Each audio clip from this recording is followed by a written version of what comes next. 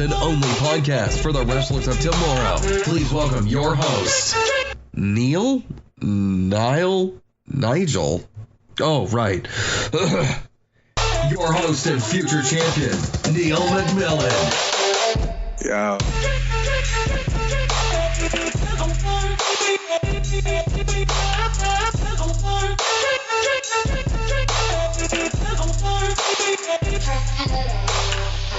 Jesus H. Christ. It's that time. Can you believe it? We're back. It's been a minute. It's been more than a minute. It's been a month. It's definitely been a lot longer than a month. I'll be completely honest. It's been 8 months. Can you believe that? 8 months. I'm staring at my software now. I don't even know what I'm doing anymore. I feel like such a noob. But we're doing it. Okay, we're getting it done today. And the last episode was my, I think it was called my very first singles match. And that was, I feel like I've aged so much since then. I've matured, barely.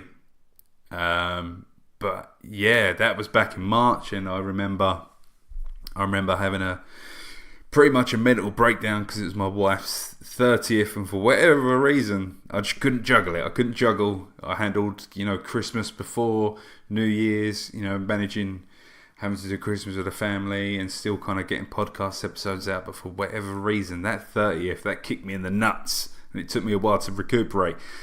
So yeah, stressing more than I had to for my wife's 30th, and I had every intention to come back within, the next week or maybe 2 weeks off or something like that. But yeah, I had to give it my complete attention. I blink, and Jesus Christ, it's November. It's the 19th of November, and what the fuck? But let this be a lesson for all of you.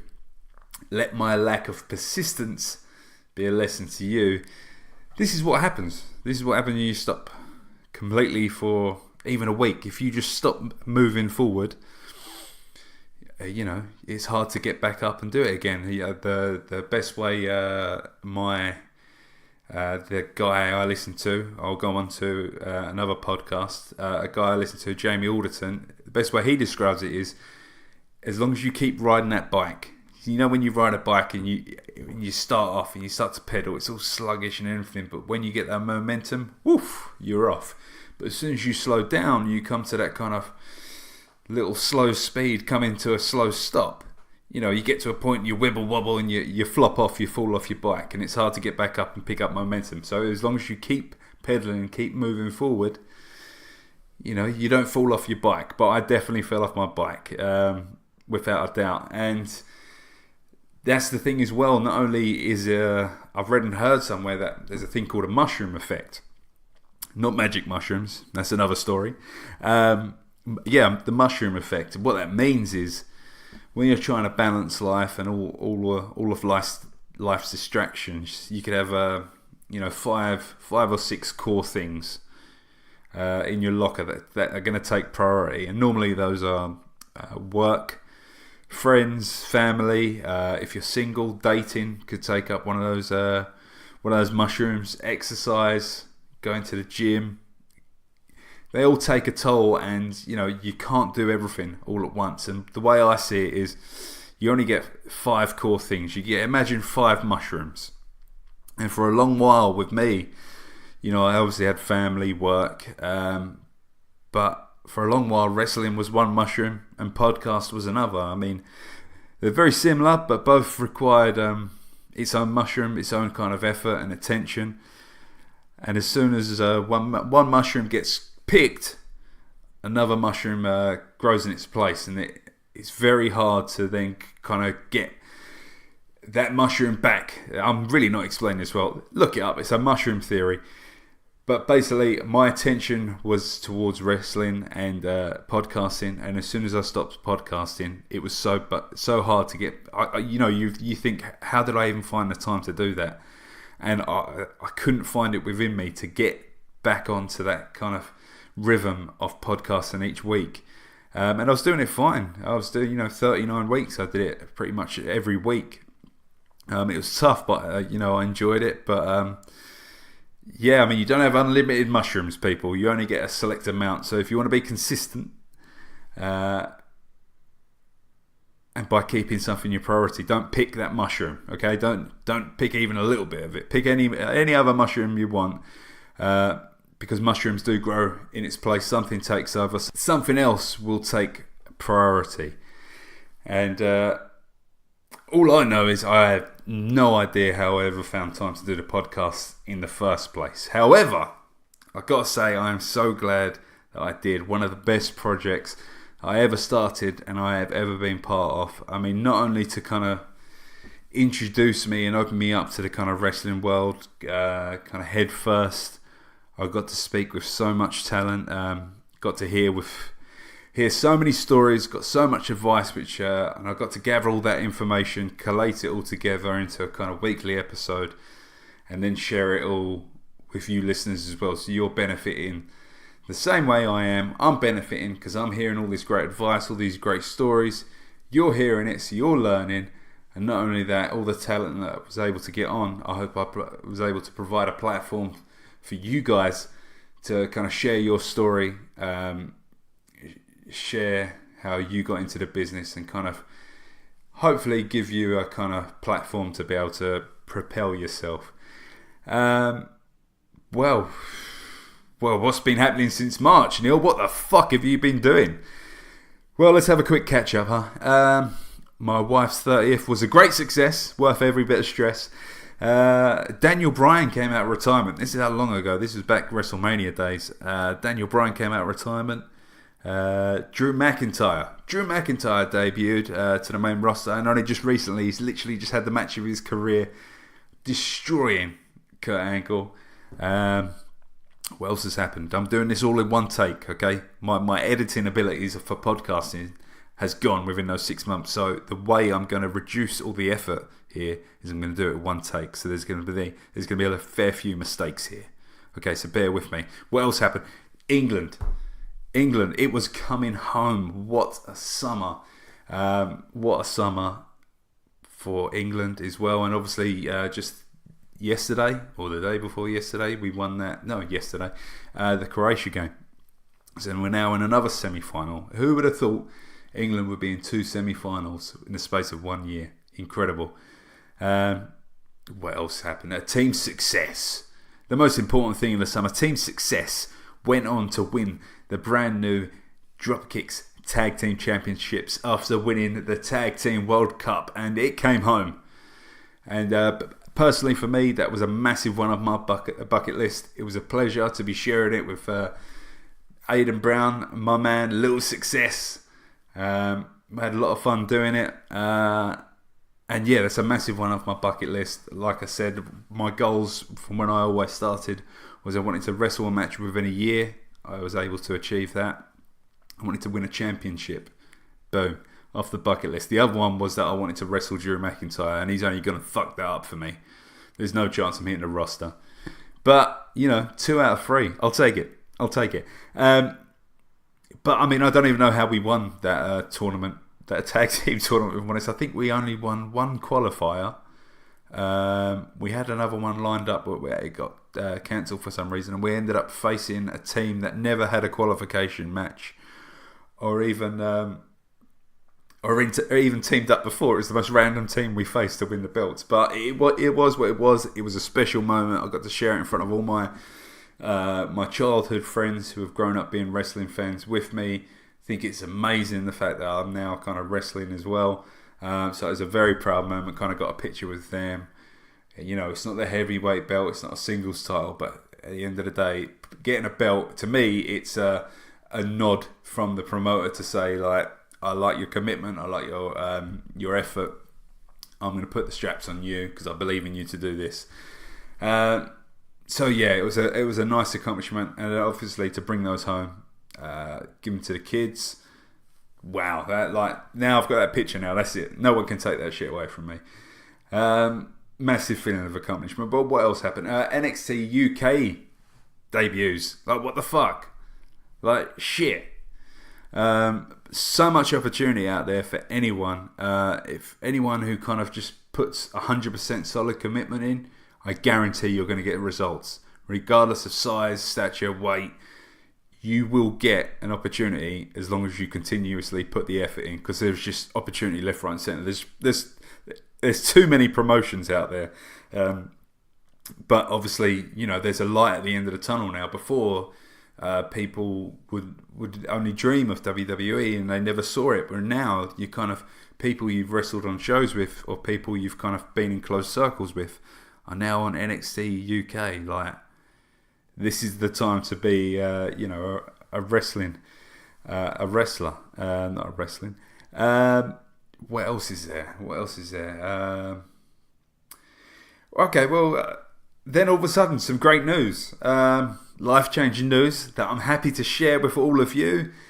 My wife and I realise we are now having another baby. That's right, my third. I've already got a little girl who's 6, a little boy who's 2, and now we're expecting another baby. And now this is where things change, but for the best. Now, we were planning for our third. We always, I always knew it was around the corner, but Jesus, that was one hell of a sharp corner.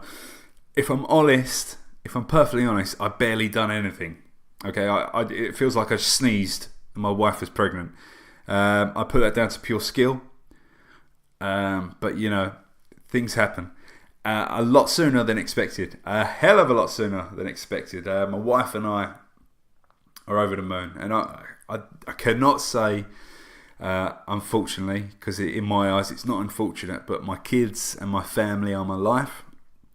And as much as I've always wanted to be a wrestler, massive goal, my main life goal has always been to be a dad with a great big family, and for that family to be proud of me. I want to be the head honcho of the McMillan family table. I want to sit at the end of a table and have a bucket load of offspring just under my control, like a little army of McMillans. And my maiden goal in life was to be a great dad. So with that, boom, boom, boom, I have officially retired from wrestling. Training has stopped. I no longer attend wrestling schools. I no longer appear on shows. This is going to be my last episode, and this last episode to me is my way of saying goodbye to the wrestling world. I'm so fortunate to have been accepted into it and to be a part of it.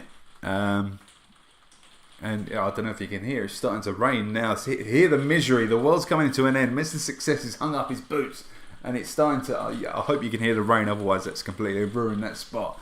But let's be honest. Let's be really honest. I've had a handful of matches. I'm no big deal, like whatsoever. I'm happy with everything I got to do. I think I had less than 10 matches overall, and in no way does that bother me in the slightest. I'm just a dad who got to pretend to be a wrestler for a while. It is really coming down now. It's a sign. A lot of people invested their time into me. A lot of people invested their effort into me. A lot of people invested their time into this podcast and listening to the podcast, supporting me on this podcast, and that's why I want to go out with a big final goodbye. I didn't want it to be a case where I kind of just never, said my bits, said my goodbyes or anything. I wanted to do it properly, kind of finish everything on a positive note. I'm not sure if you can hear that rain. I've upgraded myself from doing the podcast in my garage. That's right. I always used to do my podcast in the garage. I'm now doing the conservatory, thinking I'd be better off. But there's going to be some noise there. So I hope somebody needs to get to sleep right now, because there is some white noise in the background for you. But before the big goodbye, before all of that. With this episode, I thought it'd be good to give people a glimmer, a little shine, a little peek behind the curtain of what things are like after wrestling. I haven't been training for about 2 or 3 months now, and it's about me to I want to be able to give you something back as well. Final episode, I want to give you some sort of value. Now I know a lot of people have a lot of good days when they're wrestling, but I also know a lot of people who have their bad days when it comes to wrestling. It's a very up and down business. I know personally, even for me, and I wasn't even that involved, I know people around me go hot and cold, hot and cold. I don't think that's just a wrestling thing like that. I think that comes with any hobby.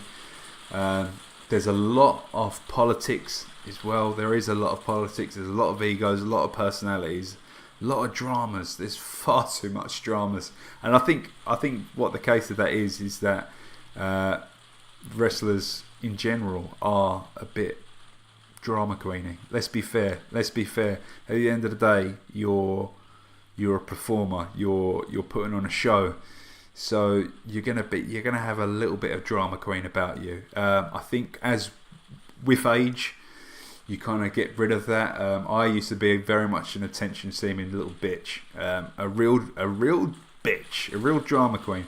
But as I've gotten older, you just realise it's just, I just don't give a fuck, and it's just pointless. So from when I was training, I'd see a lot of drama going on, and the best thing to do is just stay out of it and just kind of have a little chuckle at it, because there's just all this drama going on around you, and it's laughable. But it's not just wrestling. No wrestlers take insult for that. I think that comes with any kind of sport or hobby. If I was in a footballer, I'm sure there's all sorts of dramas in locker rooms and divas and all stuff like that. I've completely gone off on a tangent here. But it's a very hot and cold. Some days people are loving life. They're coming up with all ideas. They're unstoppable. They're having great matches. They're training well. Other days people are getting better spots. They pick up an injury, or the politics get too much and are not booked on a certain show. So I get it. It's very hot and cold, and I know a lot of people may have thoughts of, maybe it is best to step away from the ring. Maybe it is best to wonder, and they do wonder what life is like outside of wrestling. It's completely natural. There's nothing wrong with it. I'm sure everybody in the wrestling business has had those thoughts. Nothing wrong with it at all. So I thought I'll let you know, from being the other side, now that I have kind of got out, what to expect. So I want to be the guy who can share his experiences, for turning off that wrestling tap. This is me now, the other end, what I've found in the past couple of months. So first thing is, to me, it's weird. It's like an end of a relationship. It's first of all, it's hard to watch without getting involved. So like, if any sort of videos and stuff like that, you kind of get like, oh, I wish I was doing that, or it's a little bit of like, oh, I wish I was involved. I've unfollowed certain pages and promotions, not because I don't support them or care. It's just the way I deal with things. It's just my thing to deal with. The way I deal with it is I just completely unfollow it, just out of sight, out of mind kind of thing. A lot of promotions I still do follow, because very close ones. But I mean, when I was really absorbed in the wrestling bubble, you just start liking everything, every promotion, everybody's pages, and you just go balls deep. Well, I did. I went balls deep into the wrestling world. Didn't look back. Full hog, podcasts, Top Gear, networking as much as I can, working with as much people as I can, gaining as much feedback as I can. I really consume myself, and that's what I'm proud about the most when it comes to wrestling, because I know that I did go full hog for as long as I possibly could, and I think that's the best way you've got to do it. But it is hard now. I'm outside of the wrestling world. I'm now like, I've got this kind of like hangover of all this wrestling and all these people, which I do not regret. All the people that I met, honestly, it's like, I can't believe how big of a world and how small of a world it is. I've met so many great people, and it's a pleasure. And in no way am I saying, I'm going to unfollow everyone, you're all dead to me, or anything like that. Not at all. I care about everyone I've met, any kind of positive interaction I've had with it. I can't wait. I genuinely can't wait to kind of be the dad with the kids, and one day I'll watch Raw or SmackDown, I've got my boy with me, we put a Raw on, and one of you motherfuckers come out, and I'm like, oh, this motherfucker, I work with him, he spiked me on my head, or some shit like that. That's what I really want. That's life goals. But that's the way I deal with it, is kind of, out of sight, out of mind, end of a relationship. So if you ever realise I've unfollowed you or anything like that, or I don't talk to you as much, never ever see that as, don't be offended at all. It's just how I cope. I'm sure there's other people that cope like that. It's nothing against you as individuals at all. It's the same with all my exes. Best way to deal with it, cut all ties entirely. It's how I get over things. It's just, you sometimes watch things like without even looking for it. So you'll scroll on your news feed or Instagram or something, and you'll see something, and you can't help it. The kind of creative juices start flowing. You're getting ideas, different stories, different promos, different scenarios, and to me, it's kind of like self-harm in a way. It's strange, but it's tough to watch. However, I do love watching people, who have progressed so much further, even in the space of 2 months, or not training with them. I love seeing people getting better and better and progressing. That gives me great pleasure when I get to see that, or see it, like somebody perform a new move that's unique to them, and I think, wow, that's the nuts. Even if they're booked against someone like, more accomplished, or they appear for other promotions, that they've come along like so much to be able to get booked with different people, or they're now working for other promotions. That gives me great satisfaction. And I don't feel like I need to follow every wrestling promotion in the UK to be able to get that satisfaction. It's a nice treat when I kind of stumble across it, rather than it getting forced in my face, if that makes sense. So, especially people who have obviously been previous guests on this podcast. It's great to see you guys flourish, getting opportunities, and sky's the limit. I've got a lot of hope for you guys. What else? Number 2, fitness. Oh, motherfucker. Fitness. Fitness after you finish training. So after stopping wrestling, only for about 2 or 3 months, wow, I've noticed the difference. Now, I always go to the gym 2 or 3 times a week. I always go in the morning before work. I just feel like it's good for your mind and preparing you for the day. And I've always, I feel a lot healthier, mind and body, since going.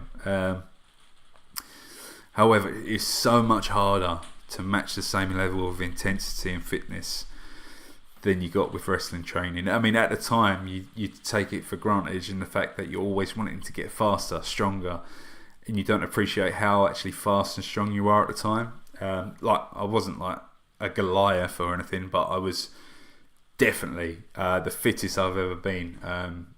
Doing wrestling training once or twice a week for 11 months, 12 months, or whatever. It's ridiculous. And it's trying to match that level of intensity. I mean, when you're wrestling training as well, it's a pleasure to exercise when you're training. It doesn't feel like a chore. It was almost too much fun, you didn't even notice it. So now to try and match that, you have to really, really put extra work in. And I've definitely lost some muscle, without a doubt. Gained a few pounds, or a few lbs, as Austin would say. But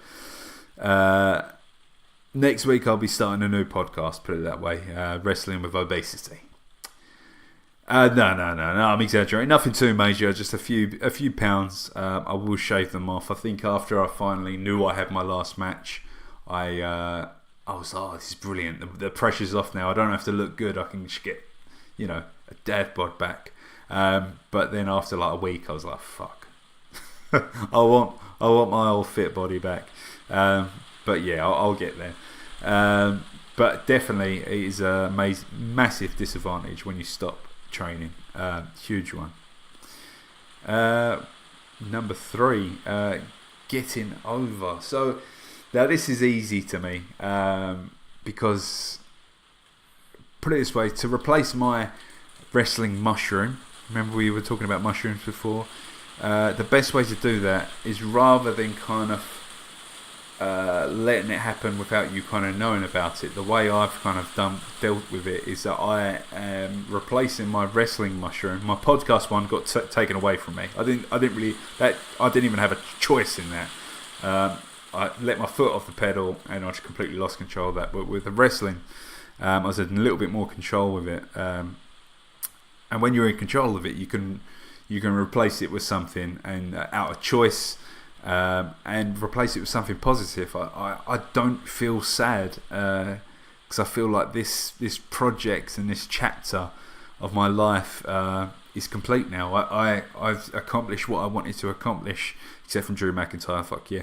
But that I always set myself unachievable because then you've always got something to steam forward for. If mine was I want to wrestle more than 5 matches. And I'd done it.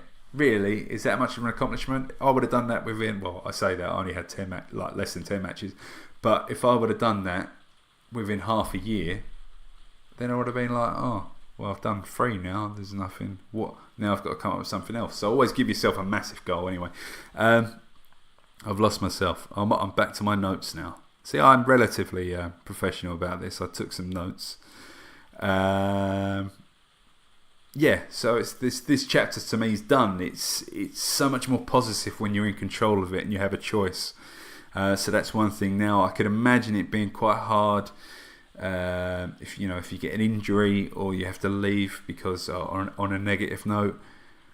But I get that, like that's so much more tougher. But at the same time, to kind of move on and to move on to a next chapter, you have to do it in a positive manner. It's entirely up to you to kind of think of what your next steps are. If you're forever, I can't wrestle anymore, the last chapter and stuff like that, then you're not going to get anywhere. No one's going to give a shit. No one's going to give you sympathy. Maybe your mum, all right? But really, she's not actually going to be able to do anything.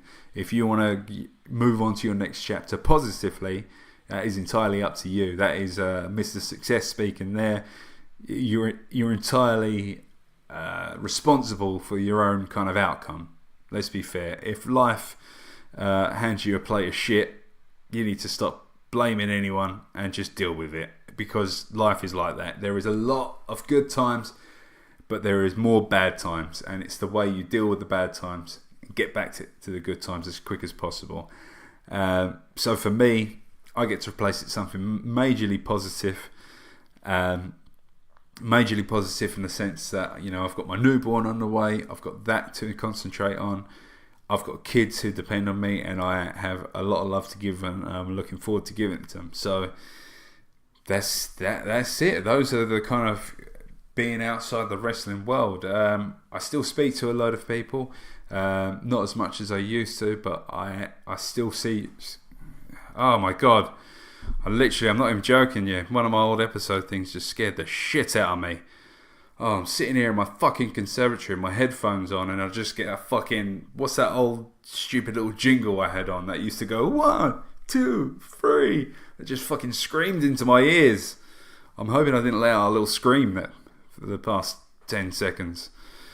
Oh, there's another one coming up here as well. Hold up. Let me just... my outro music is going to play soon, and I do not want that shit playing in my ears when I'm trying to record a podcast. Number 4. So what is next from me now? So I've told you what life is like outside of wrestling, and how I've kind of dealt with it. What is next now for Mr. Success? What is next? Well, like I said, I've got a new member of the family coming in March. And again, it is another boy. We did confirm.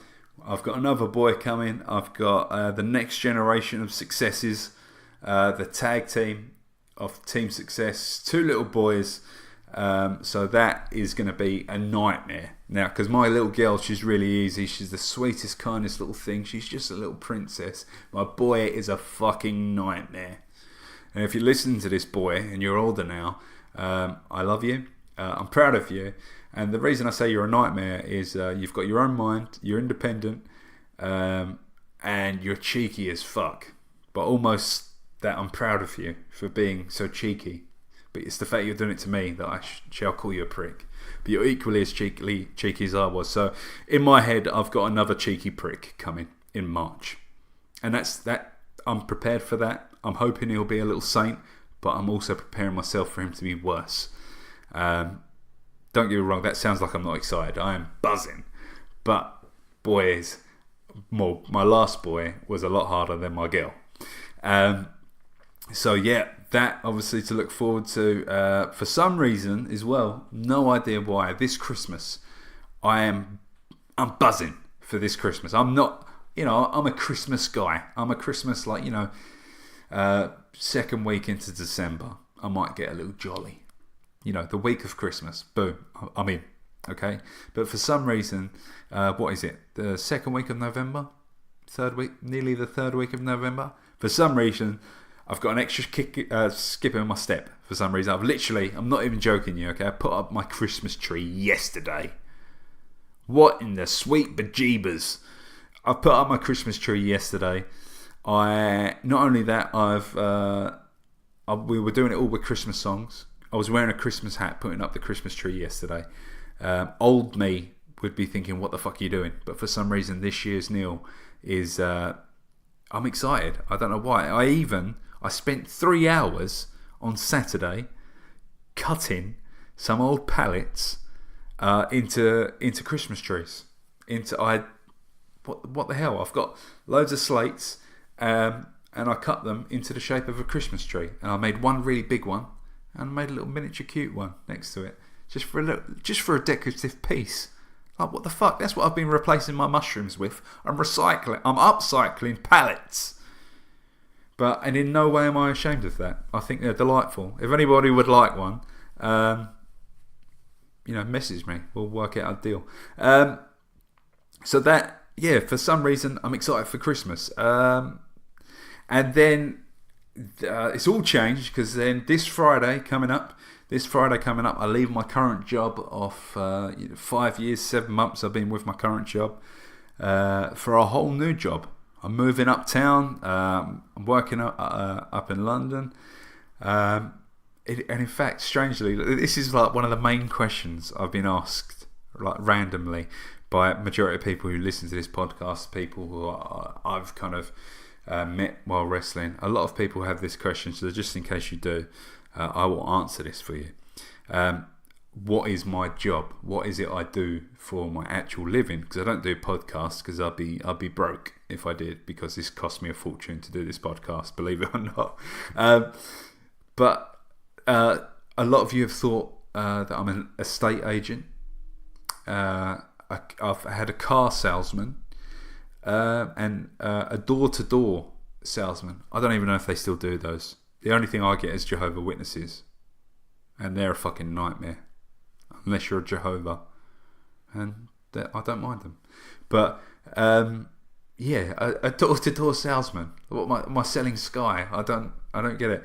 But I don't know whether that's just because that's how Mr. Success came across. I don't know why people think that. But so here we go. Here's the big reveal. The big reveal is, ready for this? What's he going to be? Is it something exciting? Is he a lumberjack? Is he a part-time cowboy? Well, technically I am. I play a lot of Red Dead at the moment. That's a whole nother story. I am a SQL database developer. Yes. It's as exciting as it sounds. That's right, ladies and gents. I am a massive nerd, and in no way does that bother me. For anyone that doesn't know what that means, what's the best way of dumbing it down? I take an overwhelmingly large amount of data. All right, imagine, put it into context. Spreadsheets? Do you guys know about spreadsheets? I take a shitload of spreadsheets with so many rows, so much information, an overwhelming amount of data. I control it like a brain surgeon, and I make sense out of it. That's pretty much it. I take an overwhelmingly large amount of data, control it, make sense out of it, give it back to someone. I type a lot of code in front of computers, and I love it. So there you go. You can all get to sleep tonight. That is one off your New Year's resolution. I've given you the answers now. Now I'm moving. Yeah, so like I said, I'm moving uptown now. My job role's changing to a BI consultant. BI standing for Business Intelligence. So that's exciting. I've got that. And yeah. So what's next? A bundle of kids. Working my ass off to give them the best life. Keeping the wife happy. For, popping them out. She's done her bit. Buy a great big whopping house. Make loads of memories. And raising them. So they're fearless and ambitious. But that's pretty much it. That is the end of this chapter. This is my goodbye to you, listeners now, and everyone who supported me, invested in me, helped me in this wrestling journey. I just want to say a massive thank you so much. I'm so grateful for anyone who's given me even negative feedback, positive feedback. It means the world to me. Genuinely, I want this gratefulness to come across in this podcast so much. Humongous thank you to Dropkicks Wrestling, the most 100% the most underappreciated and undervalued wrestling schools around, without a doubt. It's been around the longest as well. Massive thank you to Mr. Lucas Jackson. The guy never gives up. He never gives up. He always turns up. And he deserves so much more credit and respect than what he's given. Such a passionate promoter. I love everyone at that academy. I love you to pieces. And it was a pleasure to be a part of even a small bit that I was part of. And I have high hopes for all of you. Again, my other kind of family... SOS Wrestling, a massive thank you to you guys, Mark and all the guys over there. Mark is the one who obviously gave me my debut match, and those guys are fucking unreal. I've said it before and I'll say it again, those motherfuckers are unreal. They were NXT UK before NXT UK in my eyes.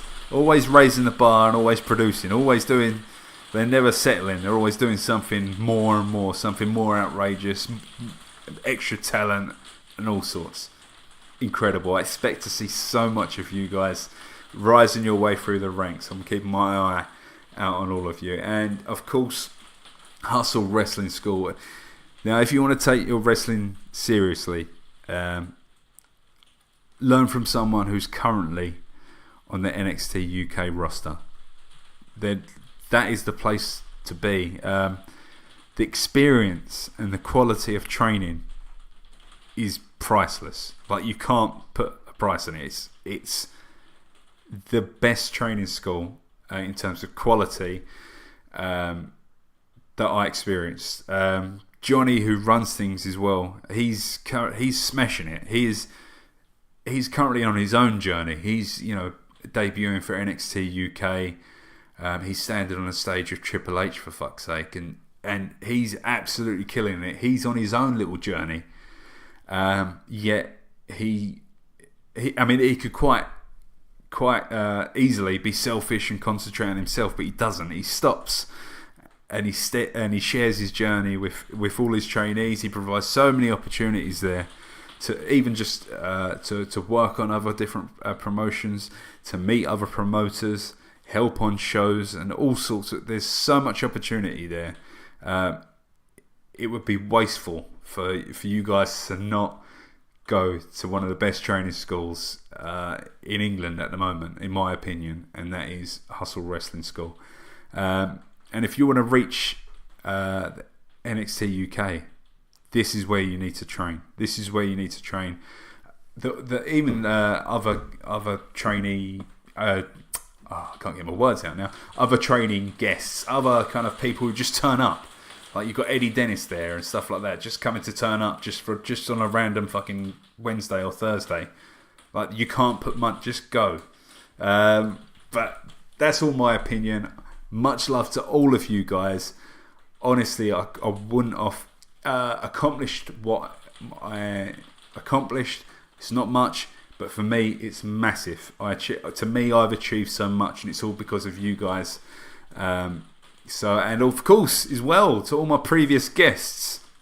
I've got a list of them here, and I'm going to get a nice dry tongue going through it. You've got Lucas Jackson, Tamira, Taylor Essex, Austin Hyde, Mitch Davis, Mr. Vincredible, Maverick Mayhew, Jack Walker, Little Success Aidan Brown, and we recorded this podcast right in this conservatory back in the day. I had Aidan Brown, Little Success, Beeden, Jack Walker, and Aaron St. Louis Jones. Aaron, you've given me such a... I don't like saying your full name. You've got like a country in the middle of your name. It's really off-putting. Danny Morocco, Danny Rowe, Gary and Stephen Doherty, the Flying Scotsman, Joshua Jackson, Cyrus Shade, Crusher Curtis, who gave me a monster chop, Ash Draven, Aaron Warnes, Nick Payne, Ollie Sandler, Wrestling Memes, Tom, Adam Muscles Mansfield, Corey McRae, Jason Tiller, RJ Synth. Without all of you guys, 100%, you took the time out to not only speak with me, but share your story with everyone else, share all your advice. That means so much to me. Without you guys, there wouldn't have been a podcast. Nobody would want to listen to this every week. No way, especially not with this rain in the background. And last of all, to my listeners, I am so sorry it took this long to get an episode out. And literally, I put a post out today. I put a post out that said something like, enough's enough, next episode's coming out tonight. And the only reason I did that was the best way I get things done is just put it out there for the world. And then if it's on Facebook, I've got to do it. Because I don't want to put a post out like that saying I'm going to do something and then not do it. But it took me so long. The amount of times I was like, I should do a podcast. Maybe I can do it tonight. And I'm like, but can I? Because I've got to do that. I've got to make my pallet trees. I have to save it for another night. Fuck it. Don't overthink things in your head. When you have a thought, put it into action straight away. And that's exactly what I did today. And look, I put the post out. Boom, done the podcast. I can now kind of say goodbye to the wrestling world. Sleep comfortably at night. Moving on to my next chapter. Sorry it took this long. You've invested all your time into me. I hope I've kind of entertained you along the way at some points, kept you occupied on a long drive, kept you occupied in the gym. I hope you learnt something. I hope you picked up something. You've always been so kind with me, like interacting with me, being curious and positive. I've never really had any trolls or anything like that. So that's a massive credit to all of you.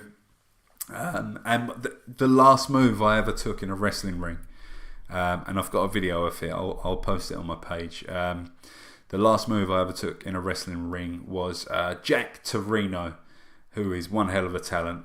I didn't want to start naming people because there's a whole string of names that I could say, but just for this purpose, the last move I took was Jack Torino, who isn't massive, okay, but he managed to hoist me up into a tombstone effortlessly, and from the video, when looking back, looked like I sandbagged him. Sorry, Jack, I thought I was jumping. To be honest, naturally, I don't think I even wanted to go for the tombstone because it wasn't planned. It was Beeden was supposed to take the fucking tombstone. Somehow I've managed doing it. I've managed to get in the tombstone, but I was going to take it, no problem. He hoisted me up. I ate so much of his nutsack to make sure the last move I took, I wasn't going to break my neck, and I wanted to see my kids. So I definitely had at least 5 or 6 of Jack Torino's pubes in my mouth. No shame whatsoever. So he had me up for the tombstone, and Taylor Essex, Aiden Simpson, top rope, did a coup de grace on my ass, and then obviously goes straight into the tombstone.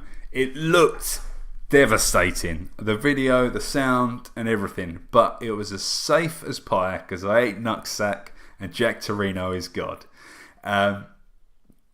Last move I ever took, and I couldn't have picked a better move to go out on. Also, to kind of finalise things, all of these episodes, every single one of these episodes will be available up until the 28th of November. Reason being is I pay every single month to have all this, to store all these podcasts and to be able to give them out to you. I need to stop that because it's not now, that chapter's closed. So if you want these podcasts, I highly suggest you download them, store them somewhere. You may not give a shit, but even if you want any of these podcasts, a copy of them, you have to do it before the 28th of November. Because then after that, they're gone. They're poof. And I might package them up and put them for sale or something. Being the businessman I am, put them for like £1.50 on Amazon or something, just so I can recoup some of the costs. Because literally, you wouldn't. But don't just go out there and make a podcast, because it does cost money if you want to do it properly. There's another tip. But yeah, till the 28th, everyone, it's been an absolute pleasure. Thank you so much.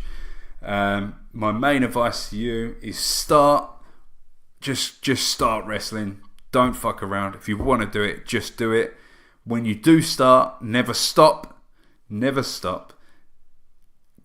Be consistent. Keep training. Work hard. Don't be involved in a drama. And the main thing to learn from all of this wrestling podcast, don't be a dick. Ladies and gents, I have been your host of this podcast, Neil, Nigel. We'll go with Mr. Success. Thank you very much. It's been a pleasure. Love to you all. Goodbye.